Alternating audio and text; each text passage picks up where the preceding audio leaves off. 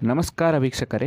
ಕಾಳಿದೇವಿಯ ಹೆಸರನ್ನು ಕೇಳಿದ ತಕ್ಷಣ ಆಕೆಯ ಉಗ್ರ ರೂಪ ನಮ್ಮ ಕಣ್ಣೆದುರಿಗೆ ಗೋಚರಿಸುತ್ತದೆ. ಕಾಳಿದೇವಿಯು ಭಯಾನಕ ರೂಪ ಹೊಂದಿದ್ದು, ಬಾಯಿಯಿಂದ ಹೊರಚಾಚಿದ ಉದ್ದನೆಯ ನಾಲಿಗೆ, ಕುತ್ತಿಗೆಯಲ್ಲಿ ತಲೆ ಬುರುಡೆಗಳ ಹಾರ, ಕೈಯಲ್ಲಿ ರಕ್ತ ಇಳಿಯುತ್ತಿರುವ ಕತ್ತಿಯನ್ನು ಹಿಡಿದು ರೌದ್ರಾವತಾರದಲ್ಲಿ ಗುರುತಿಸಿಕೊಂಡಿರುವ ಪಾರ್ವತಿ ದೇವಿಯ ಅವತಾರವಾದ ಕಾಳಿದೇವಿಯ ಬಗ್ಗೆ ನಿಮಗೆ ತಿಳಿಯದಿರುವ ಕೆಲವು ವಿಚಾರಗಳನ್ನು ಈ ವಿಡಿಯೋದಲ್ಲಿ ನಾನು ನಿಮಗೆ ತಿಳಿಸುತ್ತೇನೆ. ಅದಕ್ಕೂ ಮುನ್ನ ನೀವಿನ್ನೂ ನಮ್ಮ ಚಾನಲ್ ಅನ್ನು ಸಬ್ಸ್ಕ್ರೈಬ್ ಮಾಡಿಲ್ಲ ಅಂದರೆ ದಯವಿಟ್ಟು ಸಬ್ಸ್ಕ್ರೈಬ್ ಮಾಡಿ ಹಾಗೂ ಮುಂದಿನ ವಿಡಿಯೋಗಳ ಅಪ್ಡೇಟ್ಸ್ಗಳನ್ನು ಪಡೆಯಲು ಪಕ್ಕದಲ್ಲಿರುವ ಬೆಲ್ ಬಟನ್ ಪ್ರೆಸ್ ಮಾಡಿ. ಕಾಳಿ ಮಾತೆಯ ಬಗ್ಗೆ ಭಕ್ತಿ ಇದ್ದಲ್ಲಿ ಈ ವಿಡಿಯೋದ ಕೆಳಗೆ ಜೈ ಮಹಾಕಾಳಿ ಎಂದು ಕಮೆಂಟ್ಸ್ ಮಾಡಿ. ಹಿಂದೂ ಪುರಾಣಗಳ ಪ್ರಕಾರ ಕಾಳಿಯು ಅತ್ಯಂತ ಶಕ್ತಿಶಾಲಿ ದೇವತೆ. ಸಾಮಾನ್ಯವಾಗಿ ಎಲ್ಲರಿಗೂ ಕಾಳಿ ಎಂದರೆ ಭಯವಿದೆ, ಏಕೆಂದರೆ ಆಕೆ ತನ್ನ ಕೋಪಾಗ್ನಿಯಿಂದ ಎಲ್ಲರನ್ನು ಸಾಯಿಸುತ್ತಾಳೆ ಎನ್ನುವ ನಂಬಿಕೆ. ಆದರೆ ಒಂದು ವಿಚಾರ ತಿಳಿದಿರಲಿ, ಆಕೆ ದುಷ್ಟರನ್ನು ಸಂಹಾರ ಮಾಡಿದ್ದಾಳೆ ವಿನಃ ಸಜ್ಜನರನ್ನಲ್ಲ. ಕಾಳಿಯ 4 ಕೈಗಳು ಏನನ್ನು ಸೂಚಿಸುತ್ತದೆ ಎಂದರೆ, ಆಕೆ 2 ಕೈ ಪ್ರಪಂಚದಲ್ಲಿರುವ ದುಷ್ಟತನವನ್ನು ನಾಶಪಡಿಸುವುದಾಗಿ ಸೂಚಿಸುತ್ತದೆ. ಇನ್ನುಳಿದಿರುವ 2 ಕೈಗಳು ಪಾಲನೆಯನ್ನು ಸೂಚಿಸುತ್ತದೆ. ತನ್ನ ಭಕ್ತರನ್ನು ಪ್ರೀತಿ ವಾತ್ಸಲ್ಯದಿಂದ